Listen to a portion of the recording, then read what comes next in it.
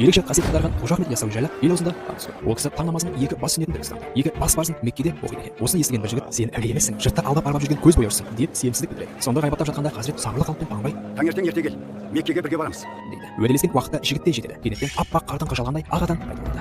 Міне дегенше әулиенің алдына келіп шығады. Қожа Ахмет: "Артыма мінгес, межел жерге жеткенше көзіңді ашпа" деп бұйырады жігітке. Пыр етіп ұшып көкке көтерілген түйе Меккені бетке алады. Сәлден соң жігіттің қызығушылығы артып көзін ашып кеп қалады. Зеңгір көк аспан, көз бауыр бұлттар төменде қалқиды. Таңданған жігіттің даусы оқыс шығып кетеді. Сол сәтте түйеден сыпырылып бара жатқанын байқайды. Бірақ бәрі кешеді. Құлдилаған жігіт есін Жолбарыс ханның қазына сарайында жияды. Ондағылар мұны қазынаны тонауға келген ор екен деп әбден қинады. Шыдамсыздықтың зардабын шеккен жігіт зар келеді. Болған оқиғаны өкпесіз айтып береді. Мұны естіген Жолбарыс хан: "Ендеше ол шын әулие болса, сені құтқару тиіс, әйтпесе өлесің. Ағашқа таңып өртеңдер" дейді ашулы кейіппен. Осы кезде адам даңғысыз оқиға болады. Меккеден намазын оқып қайтқан Хазірет өртке оранған ағашта зар илеп құдайға жалбарған жігітті көреді. "Ілес соңынан" дейді тақап кеп. 100 жылдық ағаш қопарылып ақ түйенің артынан шаң салатып ұшып бара жатқан алып таяқты көргенде әулие кереметіне еріксіз таңдай қағады. Ертесіне Жолбарыс хан Яссы шаһарын бетке алып нөкерлерімен жолға шығады. Әулиені бір тұтқан хан өлгенше мүрит болып Қожа Ахмет Яссауидің қызметінде қалып қояды.